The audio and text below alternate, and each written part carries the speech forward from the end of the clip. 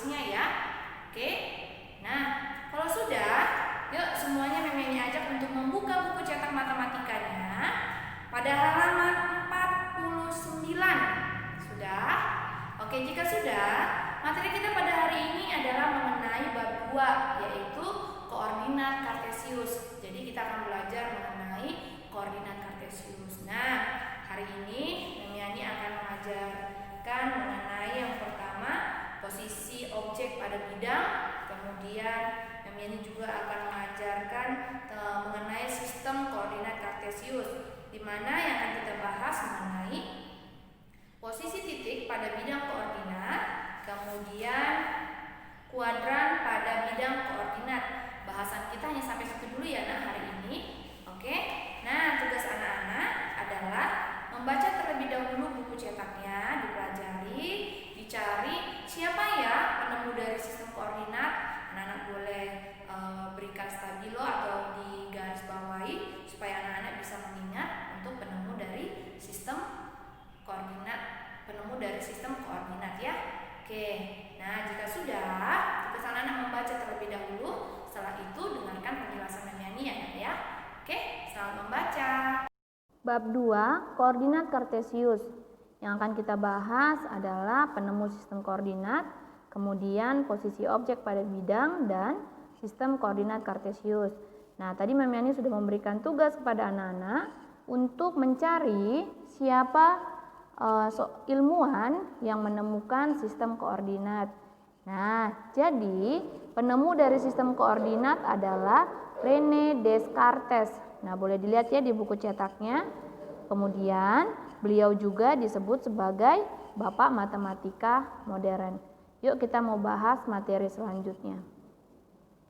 Pada gambar 2.2 menunjukkan posisi tempat-tempat pelayanan. Nah, bagaimana cara menentukan posisi objek-objek yang terdapat pada peta lokasi atau denah?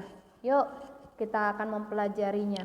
Salah satu cara yang dapat digunakan untuk menentukan posisi objek pada gambar 2.2 adalah membuat petak-petak persegi sehingga membentuk baris dan kolom.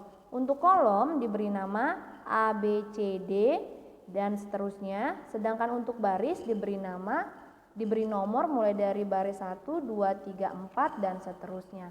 Nah, untuk posisi objek pada peta atau denah dinyatakan dalam bentuk pasangan berurutan yang merupakan kombinasi huruf dan angka, di mana huruf A, B, C, D dan seterusnya menunjukkan posisi kolom, sedangkan angka 1, 2, 3, 4 dan seterusnya menunjukkan posisi baris. Nah, misalnya hotel terletak pada koordinat C,5. Kemudian bank terletak pada koordinat F,5. Pasar terletak pada koordinat F,10. Sekolah terletak pada koordinat J,9. Nah, posisi objek pada peta lokasi atau denah dapat dinyatakan dalam bentuk pasangan berurutan ya. Misalnya C5, F5, di mana C-nya merupakan posisi objek menurut kolom dan 5 merupakan posisi objek menurut baris. Tadi kita sudah membahas mengenai posisi objek pada peta lokasi atau denah yang dinyatakan dalam bentuk pasangan berurutan kombinasi huruf dan angka. Nah, posisi objek-objek tersebut dapat juga kita tentukan keberadaannya dengan cara yang lain, yaitu mengacu pada sebuah objek tertentu yang dijadikan sebagai titik acuan dan dilengkapi dengan 2 buah sumbu yang berpotongan di titik acuan tersebut. Masing-masing objek dapat kita nyatakan dengan sebuah nokta. Nah, dalam gambar 2.4 itu dilengkapi dengan 2 buah sumbu ya nak. Bisa Nana lihat, yaitu sumbu horizontal itu yang mendatar atau disebut dengan sumbu X, dan sumbu vertikal atau yang tegak disebut sebagai sumbu Y yang merupakan sumbu koordinat. Kedua sumbu tersebut berpotongan di titik acuan yang merupakan pusat koordinat atau origin yang disimbolkan dengan huruf O. Nah, coba perhatikan gambar 2.4 yaitu jarak terhadap garis sumbu. Berikut ini beberapa informasi yang dapat diperoleh dari gambar di atas. Nah, pada gambar 2.4 sumbu X-nya di situ ditulisnya jalan X ya, dan sumbu Y-nya ditulisnya jalan Y. Ini untuk mempermudah memahami penjelasan dari gambar 2.4.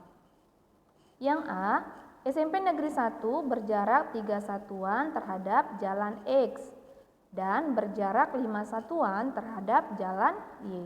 B, rumah belajar berjarak 6 satuan terhadap jalan X dan berjarak 6 satuan terhadap jalan Y. C, pasar berjarak 2 satuan terhadap jalan X dan berjarak 4 satuan terhadap jalan Y. Nah, ini adalah ketika kita mengamati gambar 2.4 mengenai jarak tempat terhadap garis sumbu. Selanjutnya, kita akan membahas sistem koordinat kartesius, membaca dan menuliskan letak titik benda pada sistem koordinat kartesius. Nah, dalam sistem koordinat kartesius, posisi objek pada bidang dinyatakan dalam pasangan berurutan X, Y, di mana X disebut koordinat X atau apsis dan Y disebut koordinat Y atau ordinat. Ingat ya anak-anak, penulisannya dalam sistem koordinat kartesius itu dinyatakan dalam pasangan berurutan X, Y. Nah, sekarang coba cara membaca letak titik pada sistem koordinat kartesius sebagai berikut. A, gunakan titik asal yaitu 0,0 sebagai titik acuan untuk menentukan titik A, X, Y. Nilai X pada sumbu X menunjukkan banyak langkah atau satuan pada arah mendatar, arah ke kanan atau arah ke kiri. Nilai Y pada sumbu Y menunjukkan banyak langkah atau satuan pada arah tegak, ke arah atas atau arah kanan, ke arah atas atau ke arah bawah. Yuk perhatikan contohnya. Misalnya menentukan koordinat titik A pada gambar 2.3 dari titik 0,0 melangkah 5 satuan ke kanan, berarti X-nya adalah 5. Dilanjutkan ke atas 2 satuan, berarti Y-nya sama dengan 2. Jadi koordinat titik A jika dituliskan dalam pasangan berurutan X, Y itu adalah 5,2. Coba sekarang anak-anak tentukan titik B. Harus diingat penulisannya adalah X, Y. Titik B berarti ada di koordinat negatif 3,2. Untuk titik C berarti koordinat titiknya adalah negatif 5, negatif 3. Nah, untuk titik D-nya berarti koordinat titik D adalah 3, negatif 4. Nah, itu adalah penulisan koordinat kartesius. Selanjutnya kita akan membahas mengenai kuadran pada bidang koordinat. Kedua sumbu pada koordinat kartesius membagi bidang koordinat menjadi 4 bagian yang masing-masing disebut kuadran, yaitu kuadran 1, kuadran 2, kuadran 3, dan kuadran 4. Perhatikan gambar 2.7 di samping.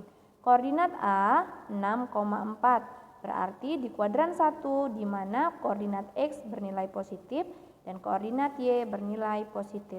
Titik B negatif 5,3 berada di kuadran kedua di mana koordinat X negatif dan koordinat Y positif.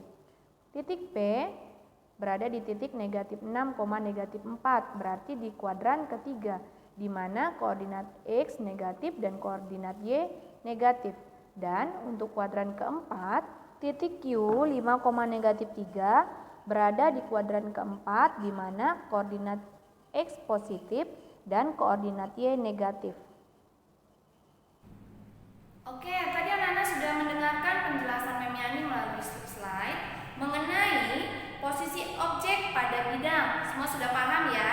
Nah, sekarang Mem Yani ajak anak-anak untuk membuka buku cetaknya pada halaman 53. Kita mau mencoba menjawab soal nomor 5, yaitu mengenai tentukan pasangan berurutan untuk posisi bidang catur berikut.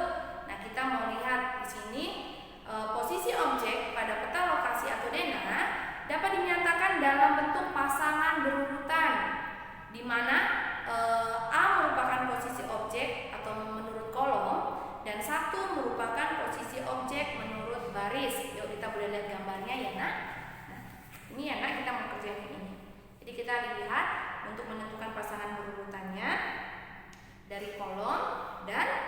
ditulis ya nak ya. Oke, kita mau bahas yuk. Yang A, raja hitam. Anak-anak boleh lihat dari gambar. Raja hitam pasangan berurutannya adalah H,6. Oke, untuk kuda putih pasangan berurutannya adalah F,7. Selanjutnya untuk pion hitam. Yuk, pion hitam itu pasangan berurutannya adalah ada A,2, kemudian C,4, dan yang terakhir adalah G,7. Untuk ratu putih ada di pasangan berurutan D,8. Kemudian untuk benteng putihnya, yuk kita lihat. Benteng putih pasangan berurutannya adalah B,7 dan F,8. Yang F untuk menteri putih pasangan berurutannya adalah D,6. Bagaimana anak-anak untuk menentukan posisi objek pada denah atau pada peta sudah bisa ya? Nah, jadi bisa dituliskan dalam pasangan berurutannya. Nanti ada kaitannya ketika kita sudah belajar mengenai posisi objek, kita akan masuk ke sistem koordinat kartesius. Oke, siap ya? Yuk, kalau sudah kita akan bahas selanjutnya mengenai sistem koordinat kartesius. Nah, tadi anak-anak sudah mendengar penjelasan mengenai sistem koordinat kartesius. Nah, sekarang yuk perhatikan ke depan. Mem Yani akan menjelaskan mengenai koordinat kartesius yang Mem Yani gambar pada papan tulis kita ya nak ya, supaya anak-anak semakin mengerti. Pada koordinat kartesius itu terdapat dua sumbu, yaitu sumbu X ya nak, yang horizontal ini disebut sumbu X, dan sumbu Y yang vertikal, di mana kedua sumbu tersebut berpotongan di titik O. Oke, di tengah-tengah di titik O. Nah, untuk pada sistem koordinat kartesius, koordinat X ini ya, garis X ini atau sumbu X ini disebut koordinat X atau aksis. Sedangkan untuk sumbu Y ini disebut dengan koordinat Y atau ordinat. Nah, boleh diperhatikan ya nak. Untuk koordinat X dari titik O ke kanan itu bernilai positif 1, 2, 3 dan seterusnya, masih bisa diperpanjang ya nak. Kemudian untuk koordinat X yang ada di sebelah kiri titik 0, titik O itu bernilai negatif. Begitu juga pada sumbu Y-nya. Kalau yang di atas bernilai positif, sedangkan yang di bawah bernilai negatif. Nah, ketika anak-anak ingin menggambarkan bidang ataupun koordinat pada titik pada koordinat kartesius, itu diusahakan memang agar memudahkan anak-anak menggunakan buku kotak-kotak yang kecil ya nak ya. Supaya apa tujuannya? Supaya ketika menggambarkan jarak antara setiap satuan itu sama, ya, jaraknya harus sama. Oke, itu tujuannya. Jadi kalau anak-anak menggambarnya di buku tulis juga harus menggunakan penggaris, kemudian membuat jaraknya harus sama. Nah, pada koordinat kartesius nah, kita tadi sudah dijelaskan mengenai ada kuadran 1, kuadran 2, kuadran 3 dan kuadran 4. Perlu diingat, dalam koordinat kartesius itu bisa dituliskan dengan pasangan berurutan. Pasangan berurutannya bagaimana Mem Yani? Yuk, gimana tadi ya penjelasan Mem Yani untuk pasangan berurutan? Pada koordinat kartesius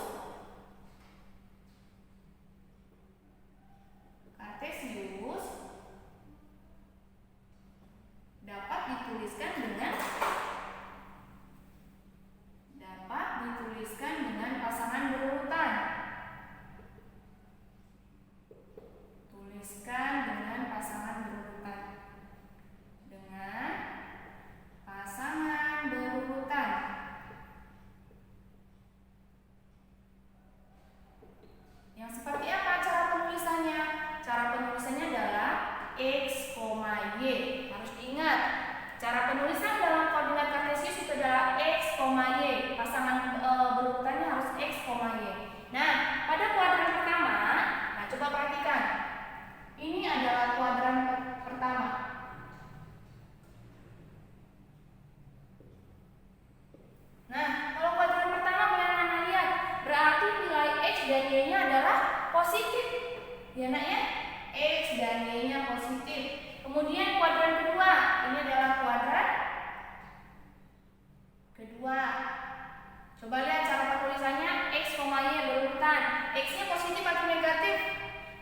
adalah negatif.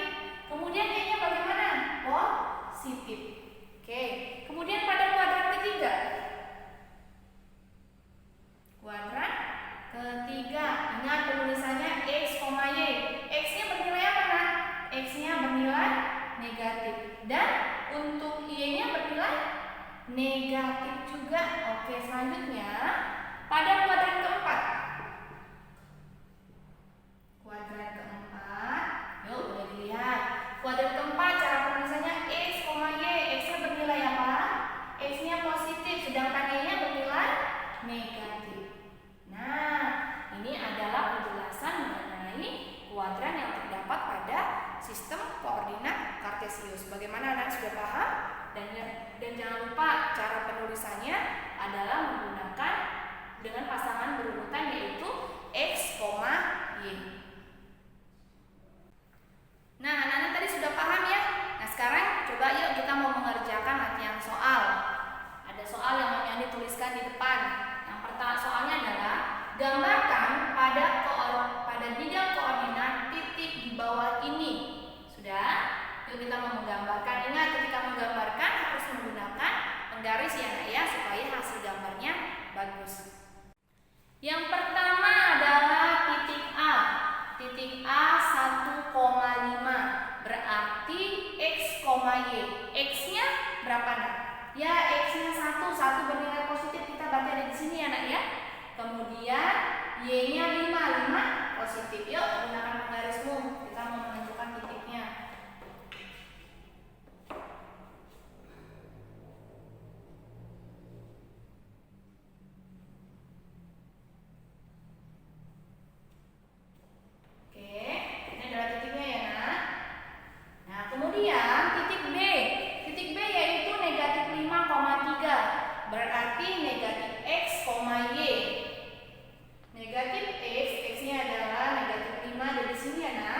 Kemudian koma 3, Y-nya 3 positif, berarti di atas. Yuk kita ke atasnya ya.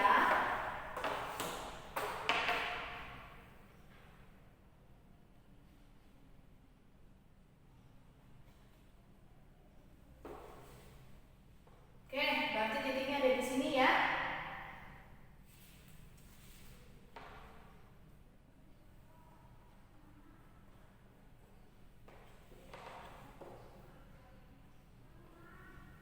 Sudah, ini adalah titik A, ini tadi titik B. Kemudian titik C-nya negatif 2, negatif 6. Berarti X-nya bernilai negatif dan Y-nya juga bernilai negatif. Ada di bawah ya.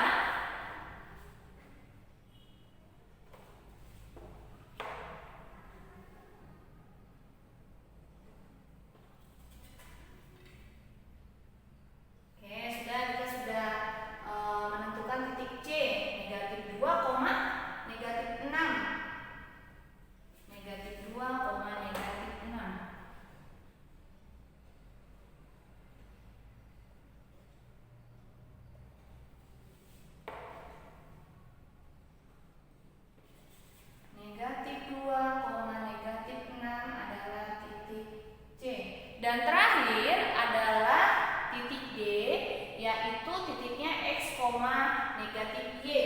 X-nya positif. Oke, kita lihat di X positif. Kemudian Y-nya adalah negatif.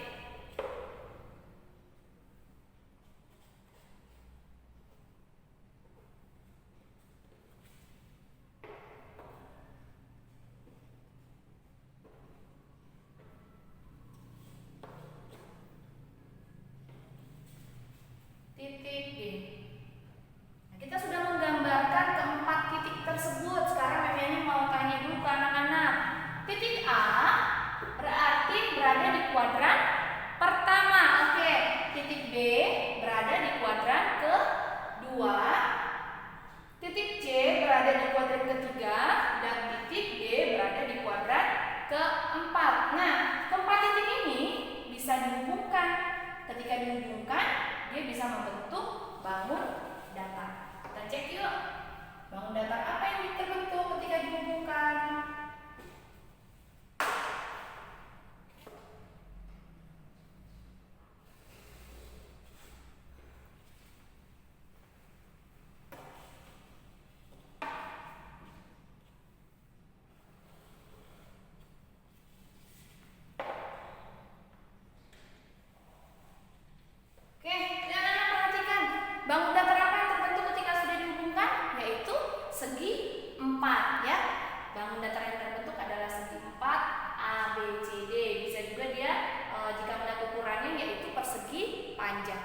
Bagaimana anak-anak? Sudah bisa menggambar titik pada bidang koordinat?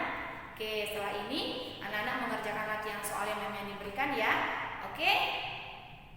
Sekarang anak-anak mengerjakan latihan soal yang terdapat pada buku cetak matematika halaman 58 nomor 3 dan 9. Kerjakan di buku catatan matematika ya, Nak. Nah, pembelajaran kita sampai di sini dulu.